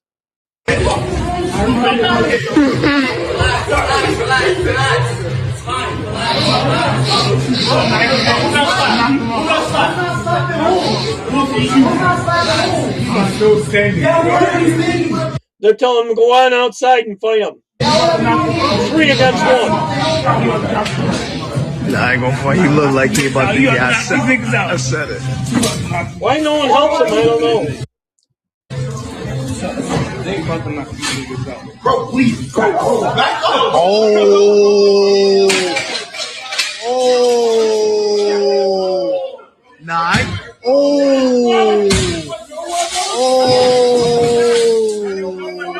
How come these other dudes aren't helping him when he was getting hit in the head?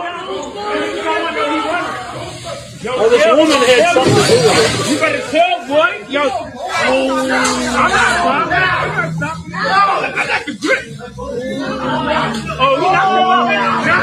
I guess they have to round and found out. See, look, that's why I keep my knife on me all the time, man. Shit like this, you never know. I know, man.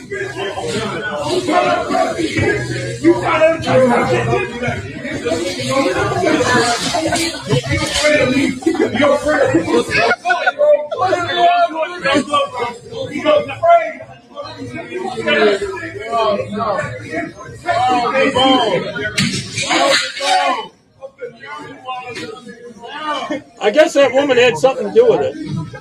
I don't know what. That's his jump, man.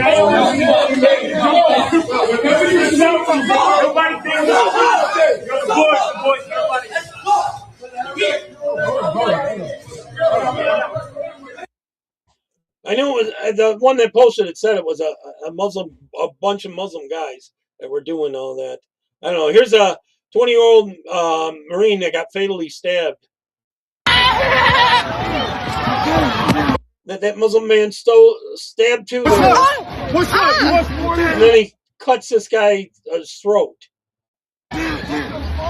Oh my god! Oh my god! Fatally. Oh my god! Oh my god! Oh my god! Oh my god! I might have played this before. Played him. I know it was going to. Oh my god! Oh my god! Oh my god! Oh my god! Oh my god! Oh my god! Oh my god! Oh my god! Oh my god, dude! Are you serious? Are you serious? Dude! Hell no! I know, John. Dude, yeah, dude. No, but JD Vance Baker, I don't know who that is commenting there. Oh, I don't know who that is. I'll have to go back and they might not be there though later. Whoever that is, commenting about the weird crap up the butt stuff. All right, here's a husband going after his wife or something. I forget exactly. Muslim guy.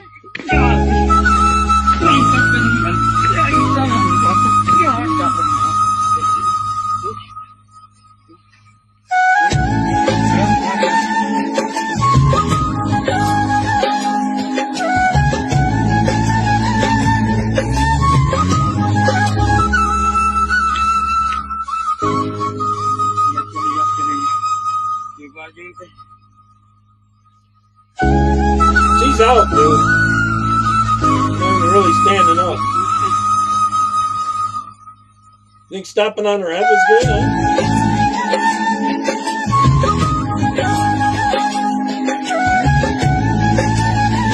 They are all violent as hell. They got enough time for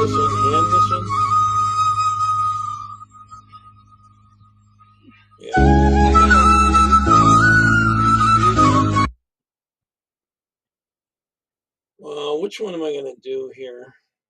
Let me do this a little bit longer one. This has to do with ICE, though.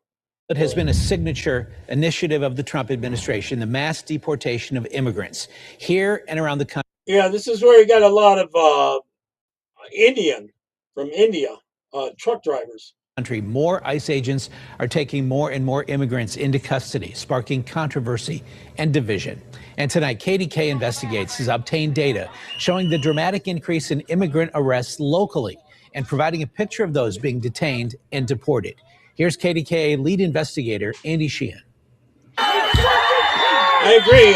The sight of ICE agents and military fatigues taking immigrants from their cars or arresting them on the street has led to protests and high emotions nationally, and here in our own backyard, widening the divisions between us. It's disgusting what's happening. It's disgusting what's The leftists talking there, and all of them. happening. But they shouldn't be here, period.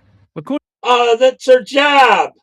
Yeah, the illegals shouldn't be here. According to data obtained by the Department of Homeland Security via a Freedom of Information Act request by the Deportation Data Project, since President Trump took office, the rise in ICE arrests in our region have been dramatic, jumping from 448 in the final year of the Biden administration to 1,425 in Trump's first year last year, an increase of 218%.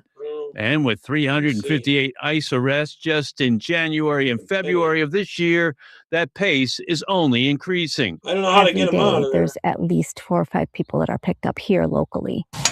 That's had a chilling impact on immigrant communities like Pittsburgh's neighborhood of Beachview, where Monica Ruiz of the immigrant support organization Casa San Jose says people don't venture outside for fear of ICE, whom she accuses of Gestapo tactics.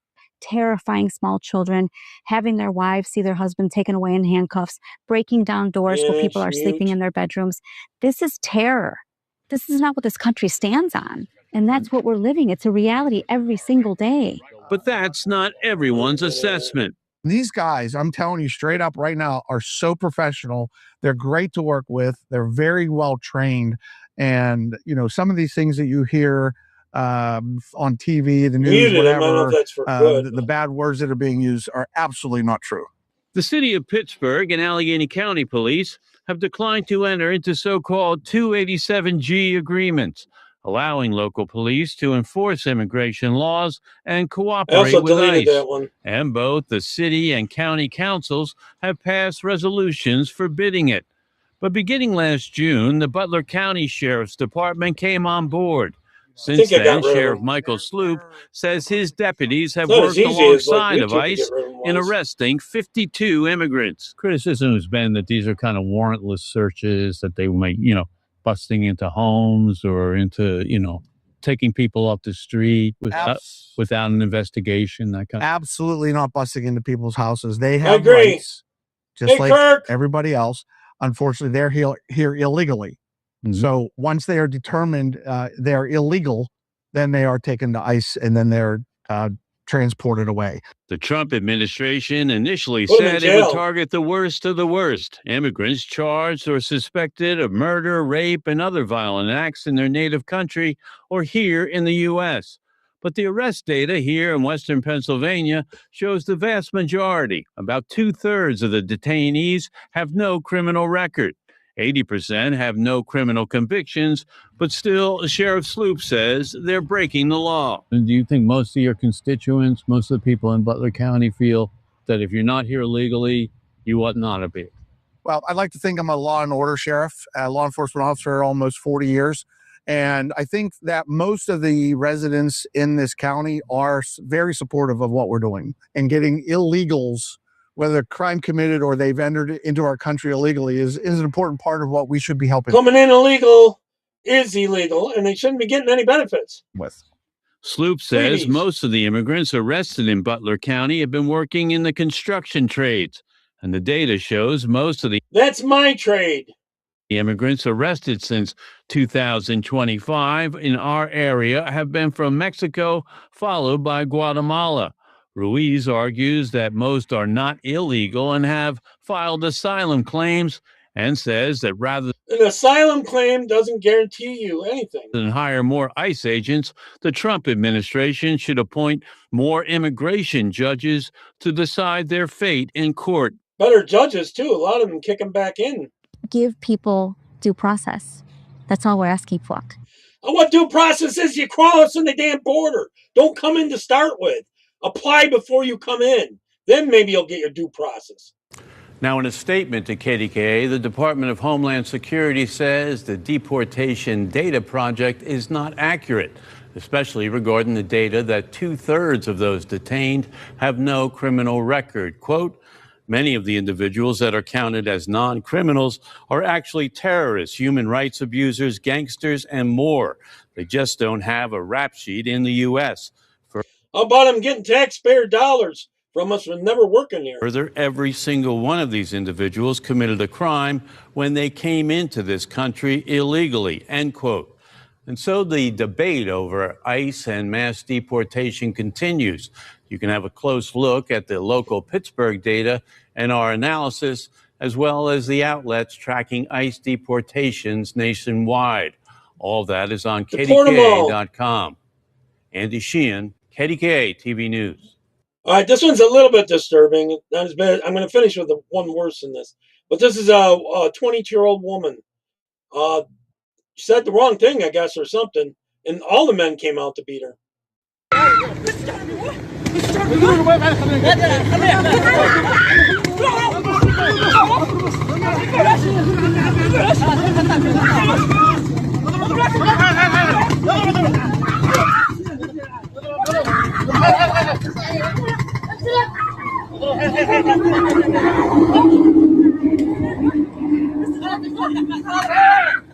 Even the old guy beats her.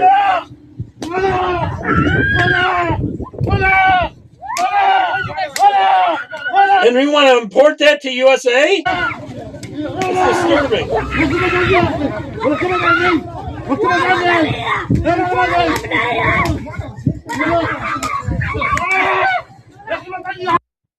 This is what they're trying to get rid of in Iran. The people are. All right, this is. I'm going to end with this one. This is the stoning. I probably won't play the whole thing. This is what they're doing to women.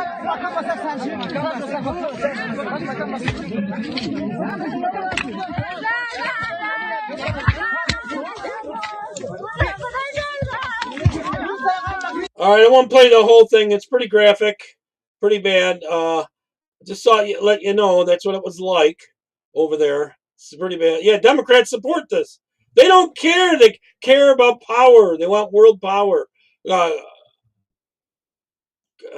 Kirk, that's what it is. So they are sick. They don't want this in the United States, but they're importing it like crazy. It's what they're doing. And actually, if we end it in Iran, then 90% of the funding comes from Iran. So if we can get it ended in Iran, a lot of this will taper down. We won't totally get rid of it, but we got to fight it back. We got to turn the clock back a bit. All right? All right. God bless everyone. On the weekends, I tend to come on at 6 p.m. That's when I'll likely come on tomorrow. All right? Take care. God bless. Bye-bye. Sorry I had to end it that way. That video gets much